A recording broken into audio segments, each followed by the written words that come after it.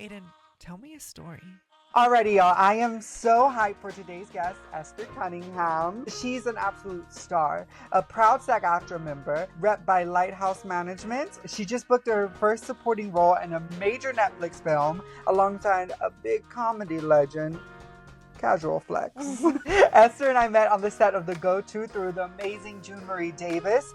She cast us both in The Go-To and in The Pub. And on top of all that, she went on to produce and star in her own web series, Foreclosure. Because of course she did. She's that girl. And she's currently in As You Like It at T. Schreiber Studios. You can check that out. Today we're going to be talking about acting, background work, marriage, moving from Ohio to New York, and everything in between. Follow her journey on Instagram at It's Esther with an H. You're not going to want to miss it. Hi. Hi. Thanks for having me. Thanks for coming today. I'm really, really excited for this conversation and to get to know you a little bit better. Yeah. One of my main reasons for doing this podcast is to share people who I feel like are inspiring to me and who I love and who I just want to uplift and share the world. I want to share my people with the world. Yeah. And so thank you for being one of my people. So let's start with how we met. I think we had to meet on The Go-To. Yeah, we definitely met on The Go-To. On the couch episode. I think you weren't really filming that day when I was there, or you had already done your bit or something. Yeah. So you were just chilling in one of June's comfy chairs. And I was doing a lot of social media work for her at the time. Yeah. I feel like we worked a background gig a few days later where we happened to both be there. We got to do The Crowded Room starring Tom Holland. We were both 70s students. Yeah, I love when I get to be a high schooler again. You're like, what, 22? Calm down. Thank you. But that one was a long day, and we had sparklers in the end of the night, and our like barefoot with the dewy grass, and it was like 40 degrees. It was miserable. I didn't have to do that scene, thankfully. I just was kept around. But then we kept working on The Go-To with June, and we became like siblings, basically. We have a very, June loves it. She does.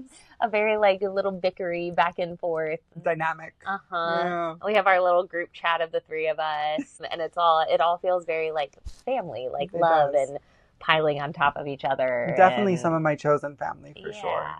I'm grateful to have you guys and all my other friends because it gets so hard. Like as you know, moving away from home and not having any family here. Yeah. You don't have any family here. No, when I first moved here, my brother and his wife lived in Philadelphia. And so that's like a 2.5-hour train ride or drive. It's close. You get homesick, you can go with them. When my grandparents passed, I was able to like kind of carpool a commute because, you know, with funerals, you're making all of those arrangements fairly fast. And so we were able to like figure it out. Yeah. And that was lovely. But after they had a baby who's very cute and sweet and precious, they moved back to Ohio to be closer to both sets of grandparents for him, to have my parents be ready as grandparents and have all of that family stuff. And it did sort of feel like a security blanket was taken away. Like there was, even though we didn't see each other that often, it just was nice to know someone was on the same coast as you. In the same time zone. Yeah. And I don't know if you even know, I have 5 siblings. Most of them are partnered or getting married this year. And so there is definitely a feeling of being separated because everyone else is within a 2-hour drive of each other. And so I am the only one, and which has been a whole thing. Like 2 of my brothers decided to get married this year, both of them in the same freaking year. And that is like frustrating because my mom wanted all of us at all of the weddings and all of the like events leading up to it, and to have to be the one every Christmas, to have to be the one for every wedding or graduation being like, no, I can only fly in these states, no, I can only do that. Like to feel like I'm the limiting factor is frustrating. And then on the other hand, to not be able to just go and be at every little milestone. Like my brother had a birthday yesterday and they're having a barbecue tonight and I won't get to be there for that. And like, that's fine, right? It's normal and natural. And my life here is the life that I'm supposed to be doing. But there is always that like, the longing for your family. I definitely get it. I definitely get it. I mean, I had, as you know, and as everybody knows, I had like a toxic family. So it's kind of nice for me to be able to have them there and have my life here. The separation is good for my soul. Yeah. And I go back home so much. I feel like you go home more than I do. Go home so much. Yeah. So much. But yeah. Yeah, no. So I just feel like it's so important and fun to have friends in the industry and building our community here so that we have a family away from our family. And June's really good about bringing her people together and like cultivating this group of creatives to continue to foster that creativity and build each other up and grow with each other, because I feel like that's the way to grow. That's the way to do it in a certain sense. Right. It's like good to have the people that you admire and respect career-wise, or like the directors you'd love to work with, like people who are further along in their careers than you or established in some way, and like look up to them and like want to work with them. But it's also so important to like collaborate with the people around you, because you're coming up together and you get to like work with each other. And I feel like June was so helpful because she told me about T. Schreiber's studio, which is where I started taking some classes. And now a couple years later, I'm doing a show with them. Doing background work was great because I met a bunch of other people who are at similar stages in their film career. And so we were able to kind of pull our resources and creativity and create that web series. And I'm able to work on June's, and you and I are able to chit chat about like how do I send an email to a manager, and what do I do with like this communication with them, because this is new and different.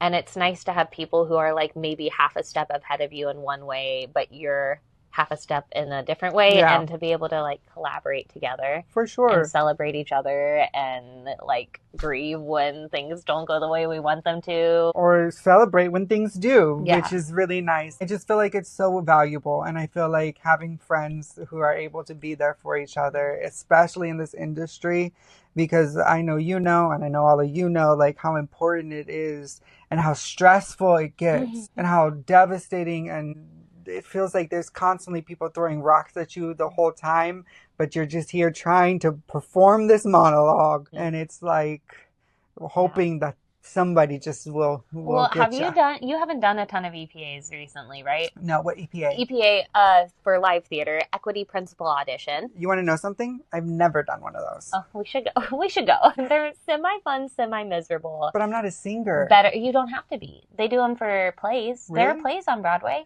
I mean, yeah. There are plays everywhere. Yeah. They're all on Playbill. Playbill.com. Playbill.com, also not sponsored, but you can sponsor. But no, an EPA equity principal audition, equity members, because we love a union, are pretty much guaranteed to be seen that day. You can do like a lottery online beforehand to get an appointment time. If you don't get one of those in your equity, you show up and you can be on their list. And whenever they have open slots, they fill you in. Then you have a program that no longer exists, but they still honor, called EMC, Equity Member Candidate. Is that what you are? That's what I am. Part of my story, a big part that I love, is that I interned at an equity theater in Cincinnati, Ensemble Theater of Cincinnati. I love you, Lynn Meyer. I love you so much. And through that, I learned so much. I learned so much more than I did in my undergrad about like what it actually is like to do theater at a professional level, and how that feels in your body and in your mind, and like what you actually need to do beyond just like learning to do scene work. You learn how you run it, earned equity points, all of that to say, I'm going back to the EMC. I'm an EMC member, so when I get there, I can tell the person on the list, and I get put on this like second list that they pull from, and then you have all of your other non-union. So like a specialist. Well, there's like special, right. Then there's special. There's A team, B team, and everyone else. Okay. So you're B team. Right. So it's nice. And so you get there, the non-union people often get there at like 4 a.m., especially on a big musical theater. And and you put your name on the list, and you like say a little prayer and hope that you get seen. One time I went in for a Shakespeare theater that will not be named, and was waiting all day, felt really good. It made it to the last chunk, like the last 15 minutes of the audition. They're like, okay, like you're in the lineup, here we go. And, doing my thing, getting my headshot like in my hand, like doing my little like warm up in the hallway as like to get in my character. And I go in, And the casting director is sitting at her laptop and looks up and goes, I'm just going to be typing notes from the person before. Like, that's just how my process works because there are so many of you today. But whenever you're ready. So I like sat there in a holding room for like 8.5 hours. For them to not even give you attention. Exactly. So EPAs can be brutal. This whole industry can be brutal. And like, what is so important is coming back to the things that fill you up and the things that like remind you your reason why. And I think for me, I don't know, I'm just going to take over this interview now, but for me, it's literally your interview. The thing that I keep coming back to when the career part is hard and when you're like, have barely booked recently, there's been a strike and no auditions. What I keep coming back to is I want to give a voice to people who have felt like they can't have a voice. And I know, being a white suburban girl from Ohio, I had a lot of privileges, but something that I really worked through, I grew up in a pretty conservative and strict religious environment, both like my church, my school, even the college I went to. And there were a lot of expectations about like how I should be, what I should wear, what kinds of things I should talk about. And theater was the place over and over again where I got to like expand that a little bit and find out more about myself. And so I look back at like my teenage and childhood version, and I wish that I had like seen me on stage. Like, I wish that I knew that there was so much more than the 10 people that were in my class since 5th grade, right? Like, the world was so tiny, and I'm so grateful now to have theater in New York and to have a bigger world. What brought you to New York? Theater was what brought me to New York. I graduated college, had a freak out because doing theater is scary. I knew I didn't want to be in Chicago, which is where my college was. The winters are brutal. They're worse than New York. No, I went in winter that one time, and it is awful. A different kind of cold. Yeah, the wind hits different. I can't do it. I can't. So I knew Chicago wasn't going to be it. At that point, I definitely couldn't have moved to New York with the skills and resume and money I had. Like, that was not even on the table at first. And we did not really have a camera program, so I was not going to move to LA. So moving back to Ohio made the most sense in a lot of different ways.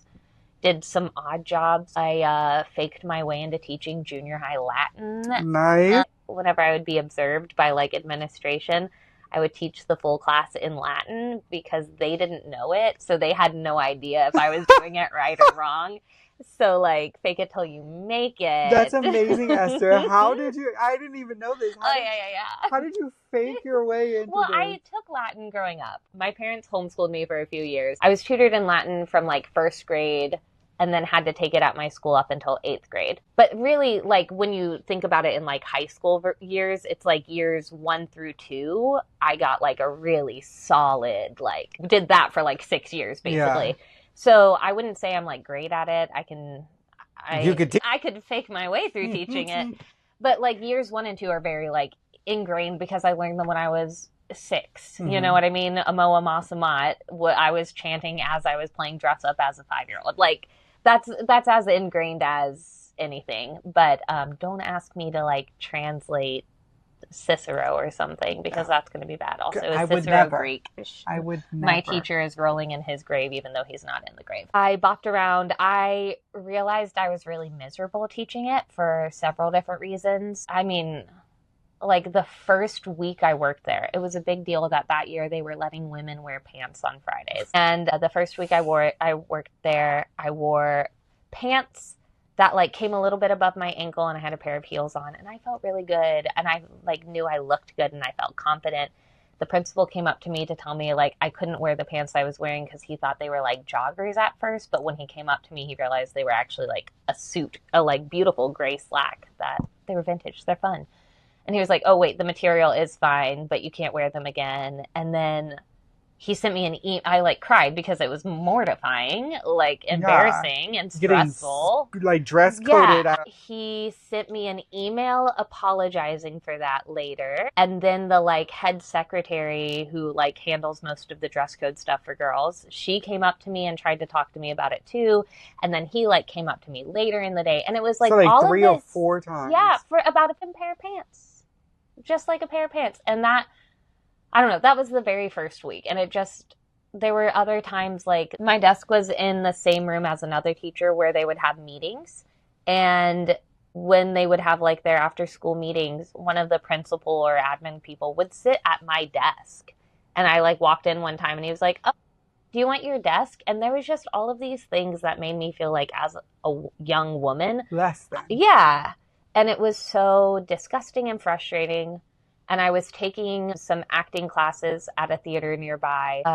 I know you loved theater camps growing up. Oh, yeah. Yeah. And so in high school, I had taken classes at the Cincinnati Shakespeare Company. Shout out to their Groundlings program. And I loved it. It like changed my life. It made me fall in love with Shakespeare. It made me fall in love with acting. They were the first people that ever told me that like I could do that as a job, that I didn't just have to like it. I could consider like pursuing it. So it had always kind of been a dream of mine to do their acting internship. So fast forward, I'm in a teaching a Latin job that I should not have and not very happy with it. And I like prep and do my work and get coachings and go and do their auditions for their internships. Basically get told that I'm like on their second tier list, but they won't like give me a final answer for a couple weeks. Meanwhile, the school's like, you need to turn in your contract if you're coming back next year. And that was like, I think for me, the biggest leap of faith I ever took of saying, I'm going to hold out for this job that I'd rather have. And if that doesn't happen, we'll figure something out. And so I turned down like a steady job. And my parents were so stressed. But you know what they were paying me was $25,000 a year. And I was like, Mom, I could be a barista 40 hours a week and make the same amount of money. So like, if you're worried about the financial stability, it is not going to be this job. Like the week after I turned down the school, I of course get a rejection. And I'm like, well, shit. Like, we went real big and bold. And I was like, okay, it's going to be fine. I got time to figure it out. It's fine. Still taking some acting classes, and I get like a whisper of, there's another acting internship in town. And maybe or may not, maybe they might have had someone drop out, and we're just saying like, email them your stuff and tell them I sent you and see what happens. And that happens, and I get an audition for that at Ensemble and get accepted like on the spot, which was really validating. And then spent 11 months in that internship accruing all of my equity points, building like deeper connections in the city because I grew up there, you know, small town really. Just deepening those connections and learning more about professional theater. During the internship, I booked my first equity gig, got to be on the main stage in a 4-person show. It was amazing. It was awesome. Life-changing and so validating, and it was perfect. It was Doll's House Part 2. We read it in my freshman college program. And the scene where Nora leaves, like it's one of those memories I have where I can like remember the room I was in. I can remember like where I was sitting and like who else was there. You were in your flow. But it was like the moment of what happened in that play. It's not that I was in it in college. It was when I read it and like was talking about it in class. And I just remember that feeling of like she has this speech that too many people do in auditions. I'll never do it as an audition speech, but it's like, you've done me great wrong. You and Papa have made me your little doll, and I moved from my dad's house to your house. And it was just this sort of feeling of not necessarily my own father specifically, but the worlds and environments I was in. I knew that in order to get like the little gold star, Esther is such a good little whatever, I just like had to spout back what they were saying, and they would think I was so smart and clever. And so Doll's House, the Ibsen play, is the first time that it like clicked in me that is not necessarily what I need to do. Like that I can go and be a whole person and disagree with people, which the Midwest does And not have like opinions. to disagree. The Midwest likes to pretend everything's fine. We're all fine. It's all fine. And we'll just be passive aggressive about it. So it was very full circle that my first equity show was Doll's House Part 2, which is a piece that was on Broadway like probably 10, 15 years ago now, that was set in conversation when Nora comes back, and I played her daughter. And it was just fun. It just was juicy. The text work was good. And I love that. So after my internship and auditioning around, I just started to have enough equity points that I was going to be a must join. And Cincinnati, while I love it and has a lot of great theater, and you can drive up to a few other cities and audition there as well, I knew that once I went equity, I was really going to only work 1 to 2 shows a year if I was lucky, if it was a good year for me. And so I just sort of knew that if working consistently is what I wanted to do, it was not going to be in Ohio, and it had to be New York. Because again, Chicago? No. I'm hot. It is warm. Am I making you hot and bothered? You are. So naturally we met through June, and we met through background work. I feel like background work is so underrated in a certain sense and looked down upon a lot by so many people. And while there was a part of me in the early part of my acting journey where it was like, but then it's like, as soon as you do one background gig, you're like, why? Yeah. Why would I at that? You get to be on set, surrounded by what you love to do. You get free food. You get free food and snacks. You get to make money doing what you love. You get to make so many new friends and network so much. It's insane. And the amount of opportunities that come from just doing background work. And while, you're in the background of a freaking movie or film, but you're in a movie or a film. I remember the first time I was in Bros, the one with what's his name? Eichner? Billy Eichner. With Billy Eichner. Yeah. This was around the same time I just started doing Stormy the play, which another version's coming up soon. But my mom came to see me, and she didn't make it to the play in time because if you know Shauna, that's no surprise. But we ended up going to see Bros, and at the very end of the film, when the lover rushes back in and Billy Eichner's on stage and there's a spotlight on the lover, you can see me going. And we were both like, ah! It's so exciting, the opportunities that come from it, which, speaking of... Yeah. Well, the big Netflix role, Depressed Pregnant Woman number 5. Thank you very much. Put some respect on that name.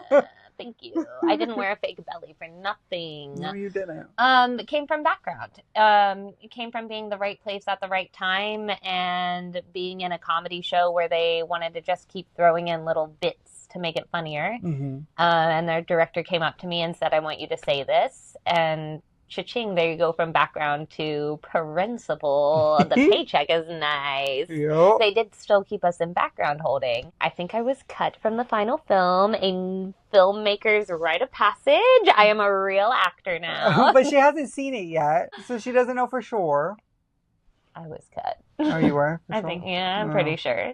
Fair enough. I feel like that alone is like a fact that it's not impossible, because I feel like so often like background actors have this like fantasy of, I'm gonna be discovered on set, and like 9 times out of 10 you're just gonna go in and do your job 99 times 99.999 out of 100 you're gonna do what you need to do, and you're gonna go home. But every now and then because you're not the first friend that I know who this has happened to. And again, Depressed Pregnant Woman number 5, there were 4 other people before me who were also bumped and upgraded and got multiple days, and maybe I'll get residuals. Maybe I'll be opening a 32-cent check in 6 months. As you should. Okay.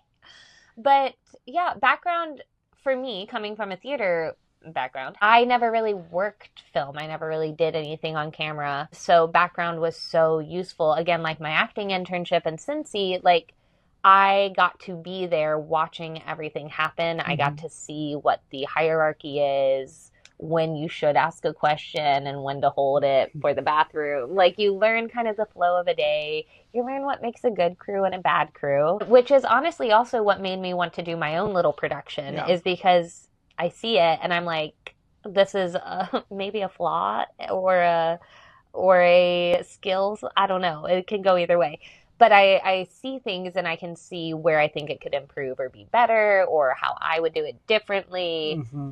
And watching on all of these sets, being core on a set for 6 or 7 months and seeing that regularly, routinely, I was like, okay, if I was a producer, like what would I be doing?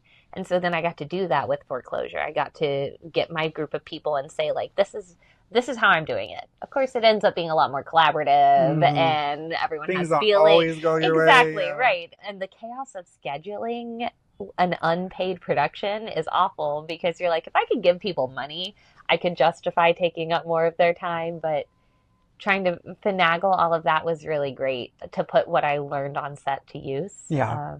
And to get to be on the creative side of the script and the set design, as well as doing the acting of it. It was really fun. Yeah, I bet it was. This is the most I've created of my own. And during COVID, Robin and I filmed our own little, like, one-off videos for scenes and stuff. But, like, I've never created my own. You don't think your TikToks count?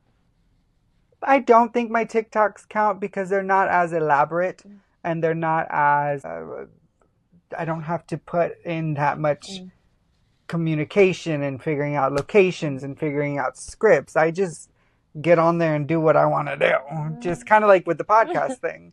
Like, I just do it. I just do it. Which is such a beautiful skill because I feel like I live more in the, like, ideation and I have 5 million ideas. And then people are like, oh, you can do it. And I'm like, no. No, that's what other people are for. I get it.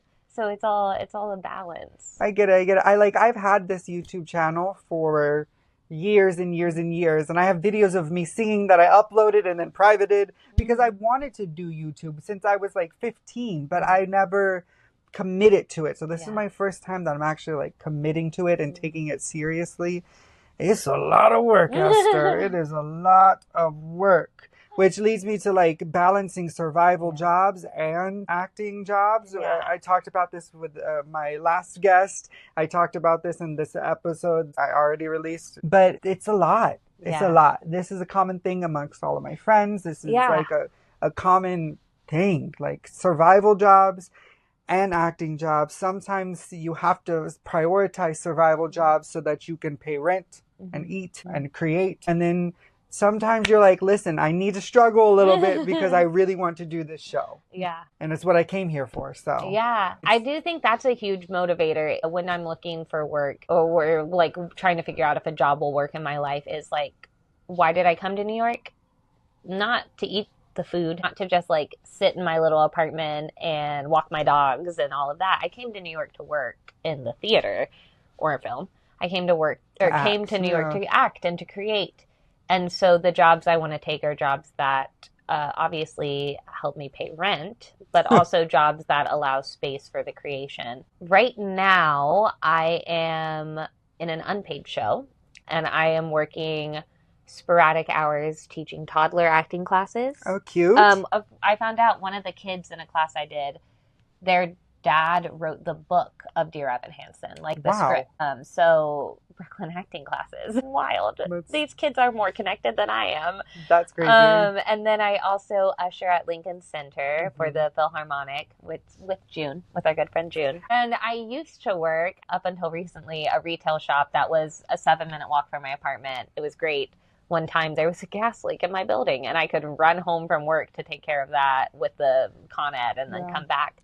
That shop closed down pretty suddenly without notice. So I feel like after this show gets up on its feet is when I'm going to like start looking seriously again for something a little bit more consistent. Are you going to prioritize the flexibility in that job? Yeah. Or are you just going to take I have the consistency? 2 jobs right now that are super flexible. And something I know about myself is I like something, I kind of think of it like a metronome. Like I need something in my life that is a consistent beat, and then I can feel a little freedom to move around it. I have some anxiety. It's a cute little bout of anxiety. And so something that helps keep that in check is a consistency. And what I really loved about the retail job was it was 2 consistent days a week, and I knew how much I could count on in my bank account. And even though it wasn't a ton, it allowed me the freedom. It allowed me the freedom to go to EPAs during the week. It allowed me the freedom to do self-tapes when I needed, to run home and take care of my dogs if something was going on, to take other flexible gigs as well. Yeah. So I would love another like weekend part-time show Job. up for those two things, and then have the rest of my week to float around. I think I enjoyed the retail aspect. I hadn't done retail in a minute. I've never done retail. Oh, you'd be good at it. That's what everybody says. You would be good at That's it. what everybody says. Yeah, you'd be. I just don't want to deal with Karens, but their Karens are everywhere. Yeah, I had one person tried and return. Or Chads. Mine was more Karens because we were bougie, natural fiber. Karen. Yeah. And one woman had been given a bag as a gift, and tried to bring it back to me and let me like give her store credit for it. And I was like, do you have a receipt? And she's like, no, why would I have a receipt? Why is it on me, the person returning the item, to have a receipt? And I was like, have you ever returned anything in your life? Like, you have to have a receipt. Even Target and Walmart, like, you have to have a receipt. You can't just show up and say, give me store credit. Well, sometimes they do. Okay, but those are... Target and Walmart, not like a one-off store in the middle of Brooklyn. That's kind of crazy. So what did she say to that? Or she what was did you really say? feisty, and I kept being like, I don't have the authority. Poor little me. I don't have the authority to make this decision. Like, you can email my manager. I'm not going to email. I was like, so... So then you're not getting your credit. And she was wild because she just left the bag with me and said, here's my phone number. Call me. And I was like, I mean, you just like lost your bag and any chance at store credit because you left it here. And then it doesn't end up mattering because the store closed like a week and a half later. So it's all Did she ever get that bag back? No, I think they tried to resell it. Because when I did look in our system, I saw that a bag had been bought 4 months earlier. And even most places won't let you return an item after, 30 days? Yeah. Maybe 90 days, 3 months. So it was just like thing on thing on thing where I was like, you have no standing to return this. All that to say, I didn't get that many Karens. That's good. And I've been a barista as a part-time job before, and I enjoyed being a barista in Ohio a lot more than here. There are several things. Is it more fast-paced here? New York is a little more fast-paced. Cincinnati's coffee scene is a little bit more like you're enjoying and savoring your cup of coffee, and it's quality coffee, and you connect with the people in line, and you get to chit chat. And in New York, it's everyone's like trying to grab and go and get on their way. So I didn't have that same rapport with regulars, which like we're both people persons. Yeah. People. We're both people. Yeah. And we love that. And when you take that away from it, and I had a manager I didn't like connect with, it just wasn't worth it. And also the tips weren't that great. I think I made more at my retail job than I did at the barista job with tips, and the barista job was more on my body and more on my like more energy draining. So I don't know that I would go back to that. My husband's a bartender. Shout out to good guys in the Lower East Side. Go tip Christopher So to feed my dogs. On the point of husband, what is it like having a husband at your young age and living in New York and being an actor and balancing marriage and all of this? So we will celebrate 5 years this Oh my summer. God. Yes, which is wild. That's so crazy. many years. This many. You can count it on one hand. It's been, for me, it's so good. Everyone's different. Mm-hmm. Well, some people don't even like their spouse. Yeah, that's wild. I would not want that, to sleep in bed with someone that I don't like. When we were dating, I made it very clear, like, we started dating while I was in that intense internship. So he kind of got an idea of what my schedule could look like. And you can see me for like the 3 hours in between my part-time job and work. And actually in those 3 hours, I'm probably going to be learning lines and like thinking through my script anyway. So you'll kind of have me, kind of not. So he was definitely like prepared for that. I think I was in 3 different shows that following like fall and winter, and then in the January, February time was like auditioning around from like Indianapolis to Cleveland to Louisville. So he kind of saw the like the breadth, the width and the breadth of all of that. The realities of yeah. acting. And so I kind of like I laid it out for him because I had dated a few people who were like, oh, you're an actor. That's kind of cool. Oh, you're never free on a Friday night. That's no fun for me. And so I really wanted to be clear with him, like, this is what I'm doing, and you're either on board or I'll talk to you never. And he was so clearly on board. He is my biggest cheerleader. He is better at networking than I am. Like, when he's working, he'll be like, oh, I met this, like, the other night. He's like, I met a jewelry designer, and I, of course, was talking about you. And she was like, oh, what's her Instagram? Does she do hand modeling? Like, he is out there getting you booked. Being my manager, essentially. Mm-hmm. And Christopher's amazing. He is really, really wonderful. This morning, like, he wakes up, he's tired, and he's like, okay, but we got to go through your lines before you leave because I know you're worried about, like, being word perfect for Shakespeare. And so he, like, sat there while I was putting makeup on, and he ran lines with me, and he's committed to doing it every day. And it's, like, it's so goofy. Sometimes he'll do his own accents, and he'll, like, make wild choices, and it's just very entertaining. He's my reader 99% of the time when I do a self-tape. He's your unpaid reader. Yeah, he's literally, like... All right, unpaid. He does have some benefits. I do make him dinner every now and then. And for side note, I have never liked vegetables more than when Esther made me this gnocchi with vegetables, roasted vegetables. And I, to this day, think about it. I'm not even kidding. I talked about it 2 days ago to my chef at this place that I'm working at. I love that. And it was so good. So good. Yeah, you still owe me homemade tortillas. I know. You've been promising those for a few years. I know. But that, yeah. Yeah, back to the story. Yeah. No, Christopher will be my reader on all these self-tapes, and he has a really good eye as well. He knows more films than I do. I love television, and he knows a lot more about films. He always tries to get me to watch horror films, and I cannot and will not. I do not enjoy that. I can't. They keep me up at night. I never have bad dreams. Again, ever. I have anxiety. I do not need a film to give me more anxiety because I could give you 10 things to, like, give you a panic attack off the top of my head. I don't need The Exorcist to help. Yeah. But yeah, he has a pretty good eye for that, and I'll make him watch some of my takes and give you some feedback on them. But, like, truly for me, my career is better off because he's in my life. Yeah. I would think. Yeah, and that's the hope and goal, right? But it's not just, like, all of those, like, practical things. It's that, like, emotional stability of knowing you have someone in your corner, even if he wasn't, like, going above and beyond as my manager. I almost called him a momager, but husbandager, there's no word for it. Partnerager. Even if he wasn't going above and beyond, just knowing that, like, I'm loved and cared for and have a person who wants the best for me, like, allows me emotional freedom. You could breathe a little bit. Yeah, which, as we both know, like, allows for better work in an audition or in a rehearsal or... in life. Yeah. Truly. That's awesome. Yeah. I can't wait to be married one day. I can't wait to go to your wedding. I feel like it'd be a fun one. It's going to be... extravagant? Extravagant! It's going to be extravagant. Will there be cowboy boots?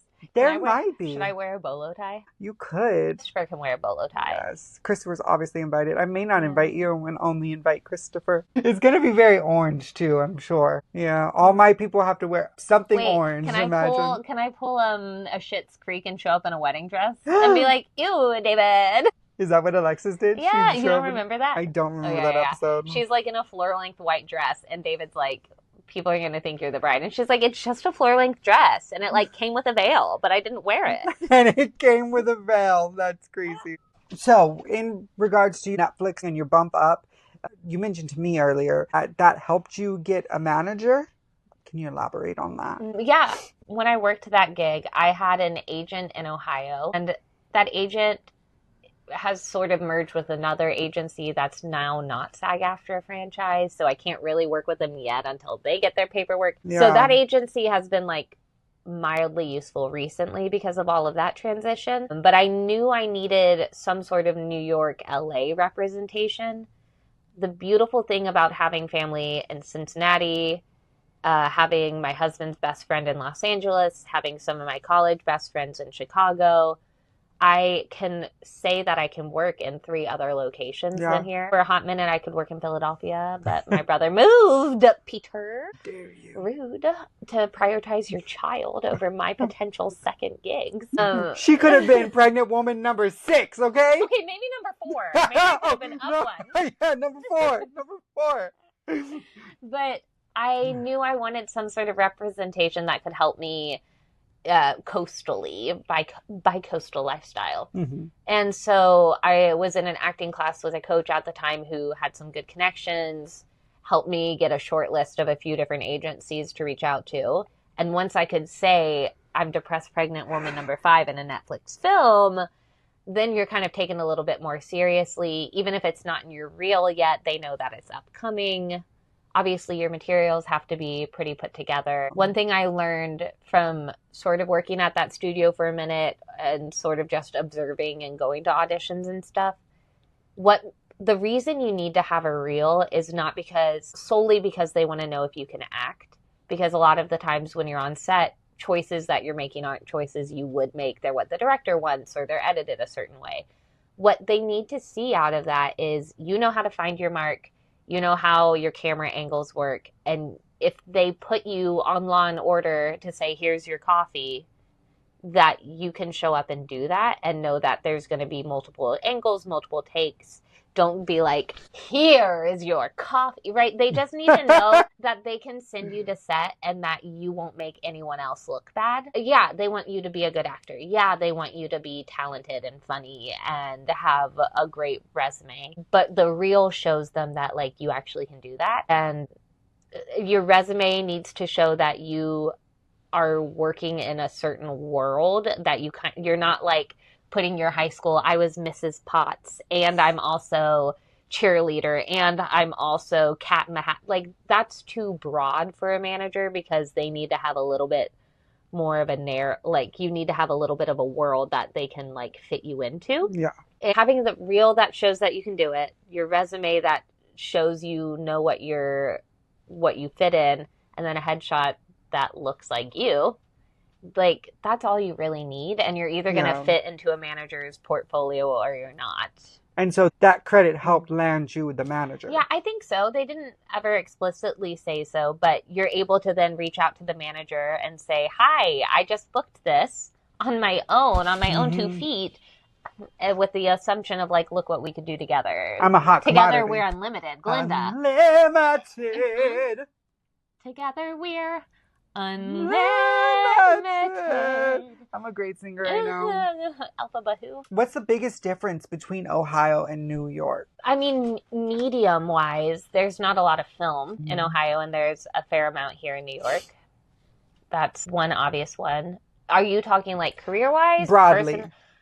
I mean, Midwest. Because I don't know anything about Ohio. Like, I couldn't even tell you where the Midwest is. Like, I'm Texas. You know, our Texas education system, what we learned about is Texas. Yeah, I know. My dad's from Houston. Oh, yeah. And it is it's a country down there whenever we would go visit his parents. It's a whole... Texas. I do miss Papacitas a lot.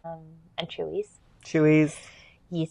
But Ohio is very... If you watch the season of Love is Blind, you've got a lot of Minnesotans and Minnesota nice. And we're not quite that level of, like, we'll be nice to your face and passive aggressive, but there is this element of everything is like smooth suburbia and you don't really cause waves. And me going to college in Chicago, which was like a 4 or 5 hour drive away, leaving the state, people were like, you went out of state for college. But Chicago's just another Midwestern city. It's just like Cincinnati in bold print. Like, it's the same.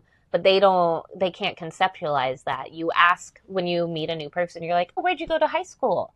And, like, you're going to know where at least a few mutual friends. So it's like kind of like small town, like Seguin, where you know there's neighboring towns and you know somebody who knows somebody. Yeah, I grew up on a literal cul-de-sac. Like, my grandparents lived 6 houses down. Went to high school. I went to a super small school where I was there from 5th grade to 12th grade and graduating class of 10. And it's just like everything was tiny. Small. And like our graduating class was like 400. And yeah, I thought that most was of the public schools around me were more like 400 to 900, but I was at a small private school.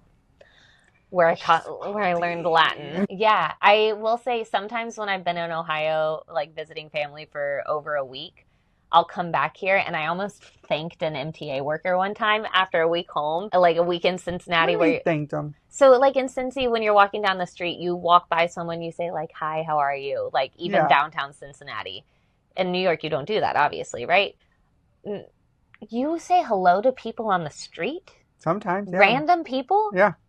Like, and the MTA workers, if they're sticking their head out and I just got off their train, I always say thank you. And they go, you're welcome. Every time. If they're sticking their head out, I always say thank you. Okay, well, you're not going to like my story then, because I was going to say I went home for a week and I came back and I almost said thank you to an MTA worker. And I was like, what in the frickin' Ohio just came out of my mouth?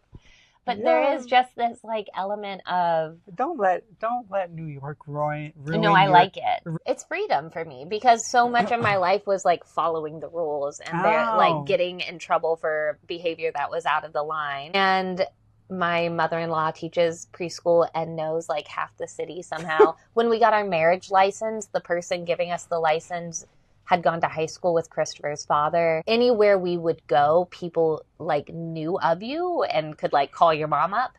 And for that's kind of how Seguin is. Yeah, for me, it's so freeing to be here in New York and like wear pajamas to walk my dog at night. Because in Cincinnati, I couldn't do that. Someone would have seen it and like talked about it later. That's crazy. But here in New York, there's like there's the freedom of anonymity, which allows me to like take up a little more space, and which is not something. Say thank you. Yeah, and I was so pushed between, I think, Ohio and between the like environments and schools I was in. There was so much about like not taking up space, which like led to some disordered eating for me because it was like I need to be smaller. I was the curviest girl in my high school. Everyone else was like flat athletic build. Like my world was so tiny that I felt out of place in so many different ways. My dreams were bigger than other people. And it was like I need to shrink. Like the only thing I can control in shrinking is my food intake. So let me control that. And then to get to New York and realize like I don't have to hold on to that. I don't have to shrink. Like maybe I need to move train cars if things are getting crazy, but like I don't need to shrink. And that is really important and beneficial to me. That's awesome. No, I definitely still say thank you. That's crazy. That's crazy. I will say because Christopher's a bartender and has worked in service industry for over 10 years, I'm sure at this point, I like am really friendly to servers. Mm-hmm. But like if you're on the street, there have been times that I've like run into people and they're like, yeah, like in different neighborhoods or whatever. And they're like, Esther. And I'm like, oh. Yeah. Like, I totally understand that regard too, because there's one time where I was walking down the street and I saw one of my coworkers and they were like, hey. And I was like, hey. And then later, like she came up and I was talking to my manager and she was like, you do not want to mess with him on the street. Because when I'm walking, I'm like... Yeah, you're in your zone. Yeah, I get my mean eyebrows on and I go. Yeah. Because you don't want to let anybody mess with you. And most of the time when people are talking to you on the street, they're asking for money in some way, even if they're in like the little vest asking for like donations. You're like, I don't want to do Or they come up with their chocolate bars and candies. Yeah. Or they want to put on a little show for you. Showtime! But Cincinnati is a very slow pace of life. My favorite, like the most Cincinnati thing ever is Mark Twain had a quote that he wants to be in Cincinnati when the world ends because it's 20 years behind. Oh. So you'd get an extra 20 years. That's crazy. And there is like... some truth to that? Yeah, there's like a slowness. There's just like a contentment for how things are. And not much of a desire. This is speaking generally, obviously. Yeah. Obviously, there are going to be people who feel differently. But the general culture is one of comfort and sticking to what we know. And like a huge fear of the unknown. Which going back to why did I move to New York? I needed to know if I could. Like, was I so Cincinnati that I would get to New York and like not be able to do it? Or like... Could I live up to the big game I was talking in my head? Yeah. Like, could I come here and try? You've lived up to it. Thank you. You have. And my favorite story, I don't know if you want to say it or not, but my favorite story is you talking about Christopher getting mugged in Cincinnati. Yeah. Because Christopher is like a big man. Yeah. He's like tall, He's big, 6'4". burly. He's got a full sleeve of tattoos on one arm and most of a sleeve on another. He's broad shoulders. He was a swimmer. He's been mugged twice there? Twice in Cincinnati. I never was mugged. Will say I was catcalled a lot more in Cincy than here. Yeah. But like, that's crazy to me. Yes. That makes me not want to go to Cincinnati. Yeah, I will say it's dangerous out there. I truly do feel safer in Brooklyn than in Cincinnati. downtown Cincinnati. Yeah. That's crazy. Yeah, I think it's a lot to do with the pandemic and how the city like shifted and restaurants that closed down and pricing of apartments changed and people moved in and out. And so the downtown feels different. It's much more red of a state, definitely compared to New York. And so it's hard to be there because there's just a lot more like flags and propaganda and the political ads on your regular television shows and all of that. It's just a lot. Yeah. And I'm sure, because same with Seguin. Yeah. I mean, Seguin's not as red. Seguin's like purple. I feel like, to me, in my eyes, from my reality in Seguin, it's more purple than red. But definitely there's red. Yeah. But you kind of feel like when you go back, you have to go back a little bit. Yeah. It's kind of like... That's partly just being around family, right? Like, when you're around your family, you revert to, like, a teenage self in a way. Yeah, but it is also, when you go back to Cincinnati, they've been existing in their own way, right, this whole time while I've been moving and changing, and they've been on their own trajectory. So when I come back, I don't fit in the way I did. And then it's like, do I want to? How do I? Yeah. What's important to me? So it is always a little bit of a mind fuck to go back. Definitely. Yeah. Well, we are down to our last 6 questions. Oh my gosh. And it's almost time. Esther has rehearsal after this, so she has to go. Let's get straight into it. What's one childhood dream you've kept alive or secretly still want to chase? I did have a moment where I wanted to be an astronaut after going to the NASA museum in Houston. Cute. Because they had ice cream, and I thought the astronaut ice cream was fun. I don't think I still have that dream. Yeah. I don't think so. Yeah. So I think we've let that one go. That would be very far from Cincinnati. Very far. What's the most you moment you've ever had? Something that just screams your personality. First of all, I would rather you tell me what you think an Esther moment is. I don't know. It's a hard question. That is what I could give you an example. What I give all the time, my most me moment is when I was at the catering job and I took a modeling gig halfway through. That's a very me moment. Yeah. I don't know. I don't know. I know that like when I was a toddler in Sunday school, there's a story that the person running it, I don't know what they're called, would tell me as I was growing up that there was this piece of furniture that one way could be like a rocking boat, but it got flipped over and then it became stairs up to a stage. And Act 2, I would like walk in and like see if it was in boat formation or stage formation and tell them like, you need to flip this over for me. And Act 2, I would like march up on that stage and perform. So I feel like that's very me because like that's before my consciousness was fully formed and that's what I was doing. That is that's a good Esther moment. I can see that for Esther. Yeah, I was a little bleach blonde as a baby. So blonde little Esther taking over. Okay, Elwood. If you could relive one magical moment in your life, what would it be? Like a day that I would go back to over and over again would be my wedding day. It was so beautiful and fun and joyful, like just very joyful. But I would also go back and be Emmy in Doll's House Part 2 in a heartbeat too. So they're both. Yeah, I love that. What's one thing you want to be remembered for? I've been thinking a lot about that because with the shop closing and trying to figure out new jobs, it's like, who am I? What am I doing in the world? What is my purpose as our world crumbles? But I want to be remembered for giving people the space to say and feel things that they haven't felt before. That when I'm on stage and performing, I want them to be able to see it and say, like, that's me, and I haven't been able to, like, vocalize it, or I didn't know what it was before, but I want to be something that people can, like, see and, like, gives them, like, a breath and release. I love that. I love that. What is a small moment or memory in your life that had a big impact on who you are today? There's so many. I feel like that's what life is. Like all of these little moments that like push and nudge you into where you're becoming. One thing I think about a lot, and that I think is a big part of why I am here in New York now, even why I'm with Christopher and why I auditioned for things here, is my friend Susan, who was in the acting class that got me all of these things. She saw me wanting to audition for Cincy Shakes for that first internship that I got rejected from.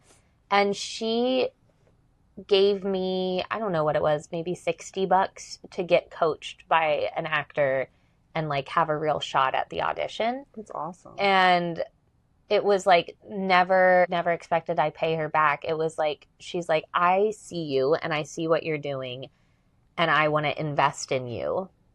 And to have that feeling of like someone else investing financially in me and not just telling me good job, like no one had ever done that before. And she continues to be a huge part of my life and a huge part of like pushing me when I'm like, I'm a baby, I'm so tiny and baby, I'm so scared. I'm just a girl. And she does a great job of like talking me off a ledge, and I talk her off her ledge in her own way. But that moment of like a financial gift like changed how I prepped for the audition too, because it was like, I'm not just letting me down if I don't prepare. Like that's not fair to Susan, who's financially invested in me. So you took it a little extra serious. Yeah. I can relate that my first trophy, the one with the 2 masks, that was, I had just done a kids summer camp, the acting camp, my very first one. And the director, I was presented this golden trophy at the end of camp. And when we were leaving, Mom Peggy, Grandpa, and I, she was jumping over folding metal chairs to reach me. And she was like, are you coming to the big kid camp? Are you coming to the next camp? And we were like, no. My grandparents were like, we can't really afford it, yada, yada. And she was like, no, it's covered. That's what your trophy was for. And come to find out, last summer, she came up here with her students because she's still teaching. And they do like New York tours and stuff. And she told me that she paid for me to do that big kid camp. And so I can totally relate. Yeah. Totally relate. It's just so magical having people believe in you when you not that you don't believe in yourself, but like believing in yourself is like you're supposed to do that, and you just every now and then we need a little validation that we're not like making it all up. Definitely not making it all up. Who in your life taught you the most about being true to yourself, and what did you learn from them? Honestly, I think it would be Christopher. He is so, and his family too, they're so free with like how they feel and with communicating that. And I grew up in a family that does not like conflict. And so being with him has sort of allowed me to see like the benefits in freely communicating, and that like you can disagree about something and discuss it and get even frustrated with each other, but that doesn't mean there isn't love there. And like I was saying earlier, that freedom in that relationship and like letting go there has allowed me to be freer with my auditions and stuff, because I know that like I'm unconditionally loved here. So like if I do whatever and it's bad, that doesn't matter, because like I have him. You get to go home and be loved. Well, I mean, I'm mostly filming in my apartment, so I really already am home. Also, the dogs. Unconditional love from dogs, man. Oh. Bruh, get you a dog. No, I'm a cat person. Cats rule, dogs drool. Literally. They do, and shed. Yes, cats shed too. Well, thank you so much. I'm so excited. This was lovely. I love you. I love you too. Thank you guys for watching this, and please, if you felt inspired or if you were invested in this in any way, please feel free to share this with somebody that you know who can resonate from this, who can get something out of this. You know what I'm trying to say. Smash that like button. Smash that like button. Hit the subscribe button. Follow us. Follow Esther at It's Esther with an H on Instagram. Keep up with all of our things. And until next time, love you, mean it. Bye.